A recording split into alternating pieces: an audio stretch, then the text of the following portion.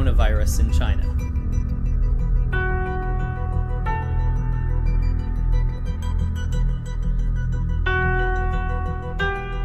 Pandemi Coronavirus Disease 2019 atau COVID-19 yang melanda dunia dari awal tahun 2020 menjangkiti hampir 20 juta umat manusia. Severe Acute Respiratory Syndrome Coronavirus 2 atau SARS-CoV-2 merupakan virus yang menyerang sistem pernafasan, menyebabkan gangguan ringan hingga berat pada sistem pernapasan, bahkan dapat menyebabkan kematian.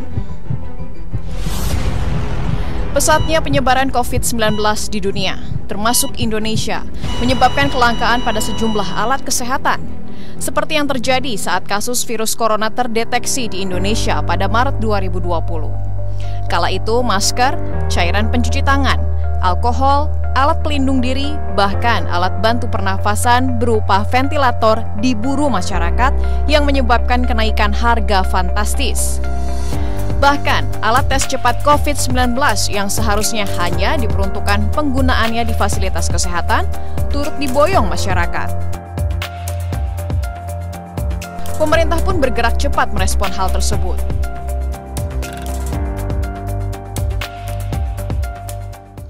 Kita tahu sekarang ini ada 213 negara yang terkena pandemi dan semua negara merebutkan untuk memperoleh alat kesehatan yang dibutuhkan untuk penanganan COVID.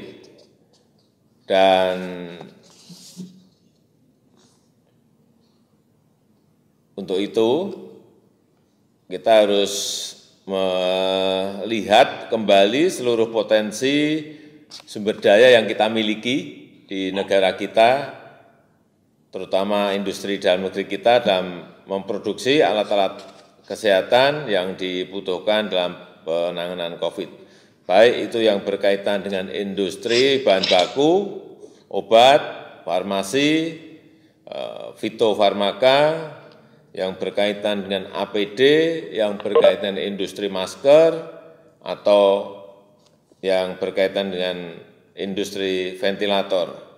Untuk itu saya minta beberapa hal. Yang pertama, agar diatur betul manajemennya yang berkaitan dengan kegiatan ekspor dan kebutuhan di dalam negeri. Pemerintah melalui Kementerian Riset dan Teknologi, Badan Riset dan Inovasi Nasional, BRIN, mengkoordinasikan berbagai pihak dari kementerian dan lembaga pemerintah, rumah sakit, perguruan tinggi, serta industri melalui Konsorsium Riset dan Inovasi COVID-19 sebagai respons penanggulangan virus corona yang dibentuk pada awal Maret 2020.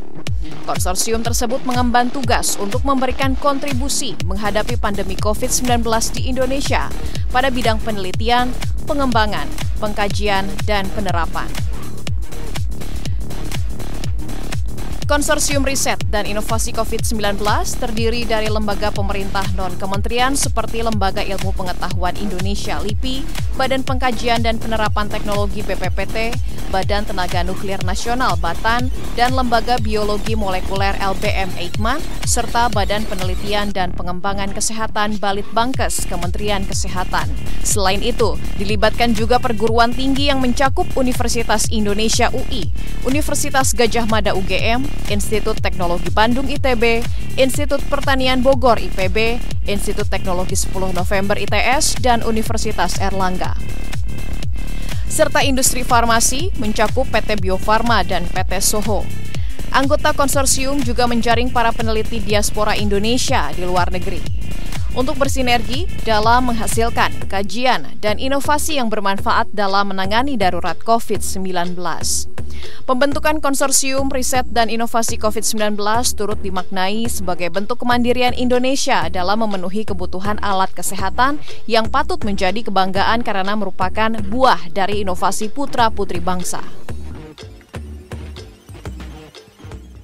Kami dari Kemenristek BRIN ingin memaknai kemandirian tersebut tidak hanya sekedar istilahnya memindahkan produksi alkes tersebut dari luar ke dalam negeri atau hanya sekedar merakit alkes yang sudah didesain dari luar negeri, tetapi kita juga ingin menciptakan alkes yang berasal dari inovasi. inovasi yang dilakukan oleh putra-putri terbaik kita, terutama para peneliti, perekayasa maupun dosen. Nah,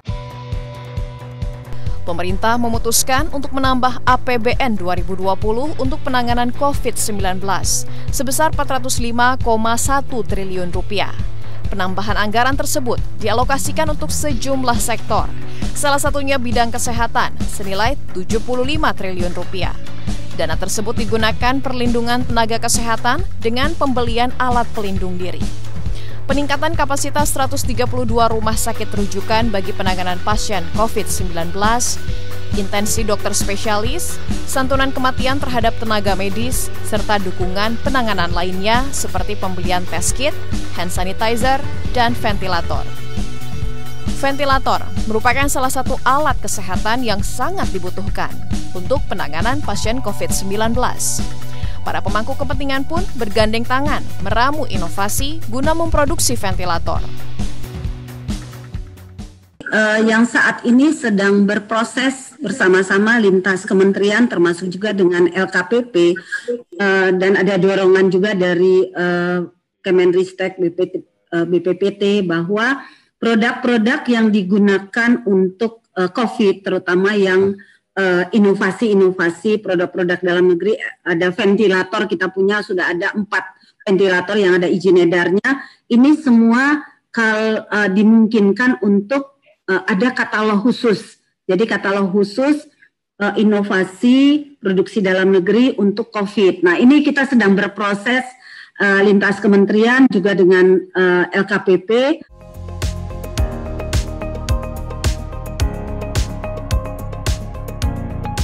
Yayasan Pembina Masjid Salman YPM Salman Institut Teknologi Bandung tergerak untuk menciptakan inovasi dengan memproduksi ventilator.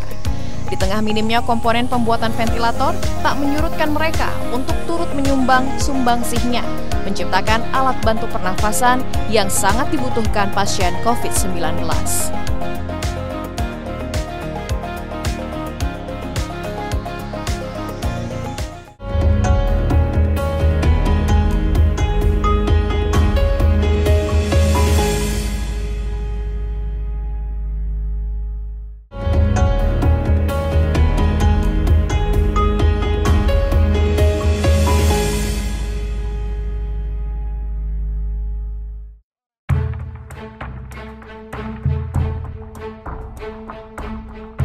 Di tengah kekhawatiran pandemi COVID-19, hal yang menjadi perhatian utama adalah ketersediaan alat bantu medis, salah satunya ventilator.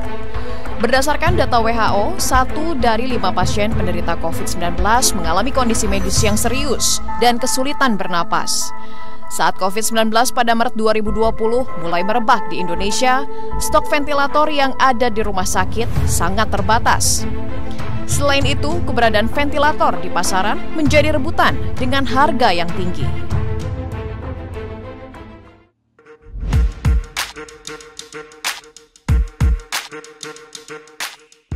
Berangkat dari keprihatinan tersebut, Syarif Hidayat, dosen Sekolah Teknik Elektro dan Informatika Institut Teknologi Bandung STEI ITB, yang juga pembina Yayasan Pembina Masjid Salman ITB, bersama aktivis Salman ITB dan mahasiswa lintas bidang pendidikan, mengembangkan purwarupa produk ventilator darurat.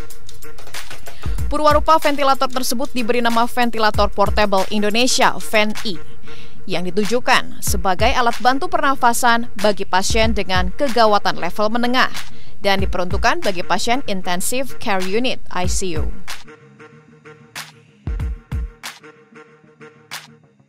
Jadi di dalam pembuatan alat ini memang kami mendapatkan bimbingan dari Kementerian Kesehatan, lebih khususnya dari BPFK Jakarta, yang belajar bersama dengan kami. Karena tidak ada nomenklatur ventilator CPAP di Indonesia pada waktu itu. Boleh dikatakan ini adalah ventilator pertama. Yang dikenal di BPFK adalah ventilator umum seperti yang ada di ICU, yang lengkap, yang kompleks. Oleh karena itu protokol pengujiannya pun kompleks. Nah, kita belajar bersama sampai akhirnya bisa memutuskan bahwa untuk kebutuhan COVID ini adalah hal-hal seperti ini saja yang perlu diuji. Sulitnya mendapatkan komponen untuk membuat fan E tak menggetarkan Syarif dan kawan-kawan. Bahan yang digunakan akhirnya menggunakan peralatan yang mudah didapat, seperti motor, pompa, selang, kipas, valve, dan programming dengan Arduino. Secara garis besar, alat ini mampu mengeluarkan napas sebanyak 12 hingga 18 kali per menit, tanpa harus terhubung dengan tabung oksigen. Keunggulan fan E terletak pada kesederhanaannya.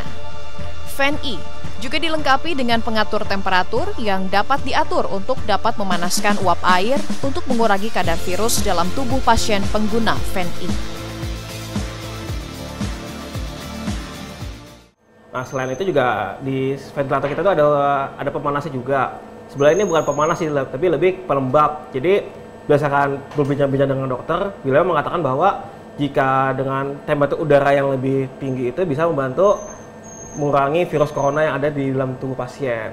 Dan juga karena temperaturnya lebih panas dan nggak mungkin kita ngasih suplai udara yang kering. Soalnya kan kalau kita nafas udara kering kan seret tenggorokan kita. Makanya ini kita pakai botol air dan dikasih pemanas. Jadi uap airnya juga terbawa oleh udara sehingga paru-paru kita tetap nggak kering lah istilahnya gitu.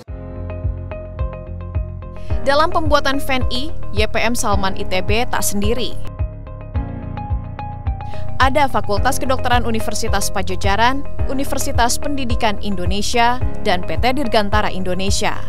Untuk proses assembly dilakukan di Politeknik Manufaktur Polman dan Politeknik Bandung Polban, serta beberapa sekolah menengah kejuruan SMK dan UMKM. Namun, kontrol terhadap kualitas dan kalibrasi tetap dilakukan ITB. Sejak awal proses pembuatan fan E, Polman turut andil dalam membuat sekitar 30 komponen dan merakit sebanyak 560 unit fan E. Jadi kami membantu dari sisi manajemen proyeknya, lalu dari sisi engineering, dan membantu juga kami dalam pembuatan komponen. Di mana komponennya itu yang terakhir itu sekitar 30 buah komponen yang kita bantu.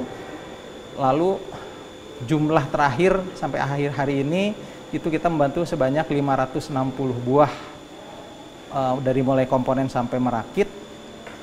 Dengan total itu adalah dari Salmannya sendiri ventilator yang sudah dibuat adalah sebanyak 1000, seperti itu.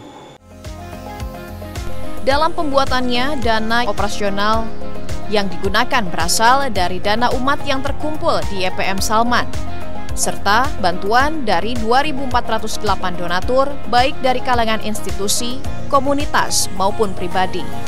Dana donasi terkumpul lebih dari 12 miliar rupiah, sehingga bisa menciptakan 1.000 unit fan E. Data per 24 Juli menunjukkan fan E telah digunakan di 277 rumah sakit di 34 provinsi. Kehadirannya pun amat dirasakan manfaatnya oleh para tenaga kesehatan yang merasakan langsung kemudahan dalam menggunakan fan E yang memiliki fungsi utama Continuous Positive Airway Pressure atau CPAP atau CPAP. Ketika mendengar kata ventilator, wah ribet juga nih ventilator gitu. Tapi ketika fan E ini datang, karena memang dia simple, modenya cuma satu mode aja sih PEP, sehingga penggunaan ini aman, penggunaan ini dan sangat mudah, tinggal ngatur aja gitu kan, 5, 5, 5, 10, 10, 10 begitu saja. Karena penggunaan mudah itu ya kita dengan mudah aja kita menggunakannya seperti itu.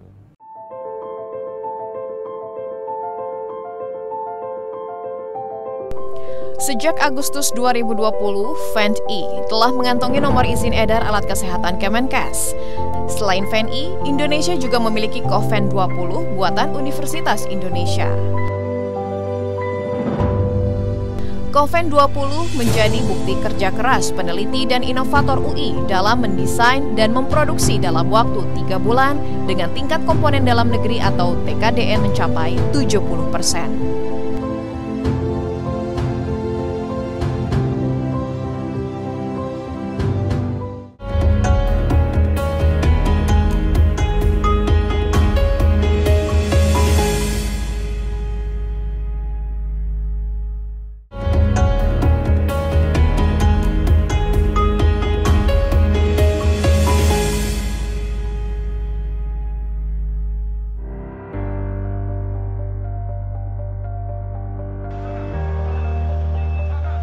meningkatnya jumlah pasien COVID-19 di Indonesia secara signifikan, kebutuhan akan ventilator pun sangat dibutuhkan. Selama ini ventilator di Indonesia diperoleh melalui impor. Dengan adanya pandemi COVID-19 yang menjajah dunia, terjadi keterbatasan stok ventilator impor. Sampai saat ini belum ada ventilator produksi asli Indonesia yang dapat memenuhi kebutuhan dalam negeri. Berdasarkan data per Maret 2020, terdapat 8.413 ventilator yang tersebar di 2.867 rumah sakit di seluruh Indonesia. Tim ventilator Universitas Indonesia UI mengembangkan ventilator transport lokal rendah biaya berbasis sistem pneumatik yang diberi nama Koven 20. Dengan tujuan turut memberikan kontribusi dalam menghadapi COVID-19.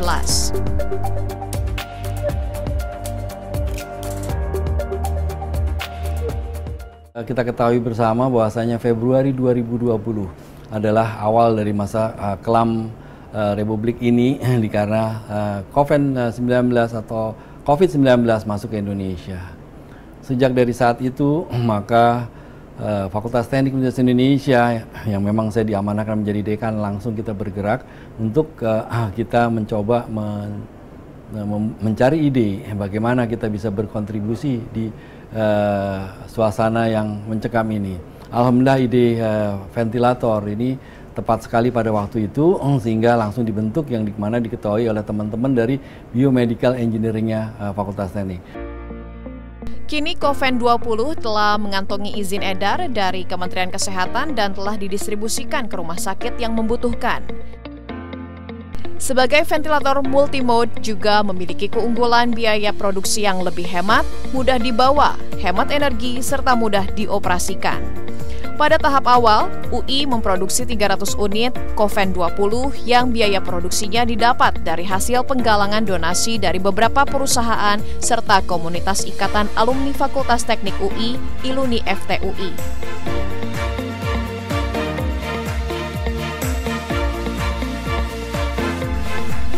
Ada dua sistem cara kerja ventilasi multimode Koven 20, adalah Mode Continuous Positive Airway Pressure (CPAP), digunakan untuk pasien COVID-19 berstatus kasus suspek yang masih sadar.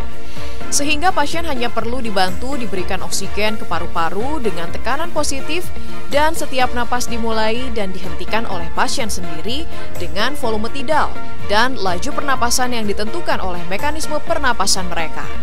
Mode Continuous Mandatory Ventilation (CMV) digunakan untuk pasien hilang kesadaran dengan gejala pneumonia yang mengalami kesulitan pernapasan, sehingga perlu dikontrol oleh mesin time triggered.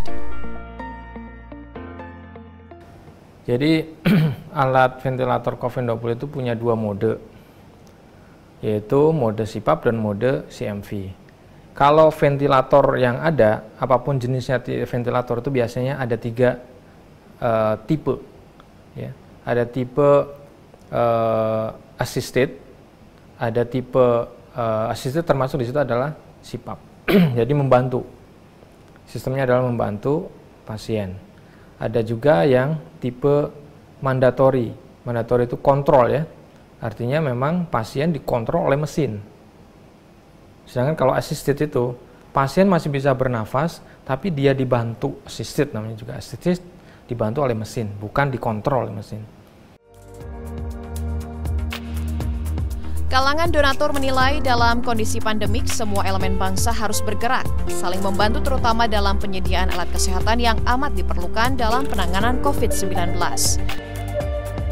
Kebutuhan ventilator untuk rumah sakit di seluruh Indonesia cukup besar, dan pemerintah tidak bisa berjalan sendiri. Kami dari BACC BRK Cable selaku pelaku usaha khususnya di bidang pabrik kabel, low voltage, medium voltage, high voltage, dan fiber optic cable di Indonesia dan sebagai mitra PLN, saat ini bersama dengan ABB, Power Grid Indonesia, PT ABB Sakti Indonesia, PT BRK Buana Sakti memberikan sumbangan dengan total 26 set dan dari BACC 5 set. Salah satu jalur penyaluran distribusi Koven 20 adalah melalui Satuan Tugas Satgas COVID-19. Melalui relawan Satgas COVID-19, diharapkan Koven 20 akan tersalurkan tepat sasaran sehingga dapat membantu penanganan pasien.